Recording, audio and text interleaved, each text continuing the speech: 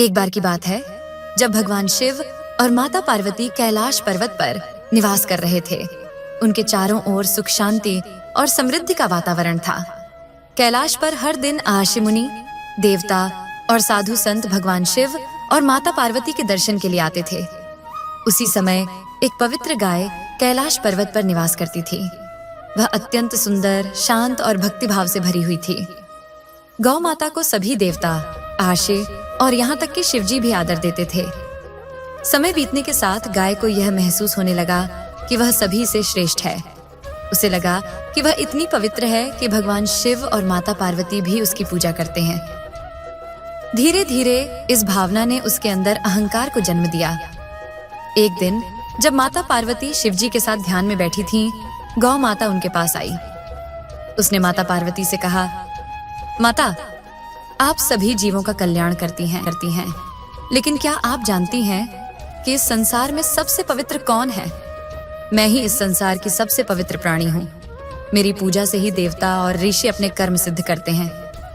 माता पार्वती ने मुस्कुराते हुए कहा, गौ माता, तुम्हारा योगदान महान है, लेकिन यह तुम्हारा कर्तव्य है।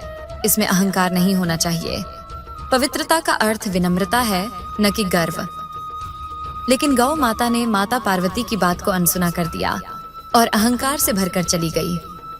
अहंकार में डूबी गौ माता धीरे धीरे अपने कर्तव्यों को भूलने लगी। उसने गलत मार्ग पर चलना शुरू कर दिया। अब वह अपने आचरण में शुद्धता नहीं रखती थी। एक दिन उसने अन्न के भंडार को खराब कर दिया और ऋषियों के यज्ञ में बाधा डाली। यह देखकर माता पार्वती को बहुत दुख हुआ। उन्होंने गौ माता को समझाने का कई बार प्रयास किया, लेकिन वह अपनी आदतों से बाज नहीं आई। अंततः माता ने उसे दंड देने का निर्णय लिया। माता पार्वती ने गौ माता को श्राप देते हुए कहा, गौ माता, तुम्हारा योगदान अमूल्य था, लेकिन तुम्हारे अहंकार ने तुम्हें पवित्रता से वंचित कर दिया है। इसलिए अब से तुम देवताओं और आर्षियों की सेवा से वंचित हो जाओगी। जो लोग तुम्हें पूजते थे, वे अब तुम्हारा उपयोग कृषि और अन्य कार्यों के लिए करेंगे।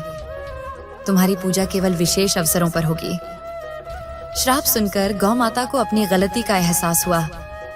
उसने माता पार्वती से क्षमा मांगी और कहा, माता, मैंने अहंकार में आकर अपने कर्तव्यों को भुला दिया। कृपया मुझे क्षमा करें और मुझे मेरा पुराना सम्मान लौटाने का आशीर्वाद दें। माता पार्वती ने कहा, गौ माता, तुमने अपने कर्मों से जो फल अर्जित किया है उसे भुगतना होगा, लेकिन चूंकि तुमने पश्चाताप किया है, इसलिए मेरा श्राप तुम्हारे लिए वरदान बन जाएगा। तुम भले ही कृषि और अन्य कार्यों में उपयोग की जाओगी, लेकिन तुम्हारा दूध हमेशा पवित्र माना जाएगा।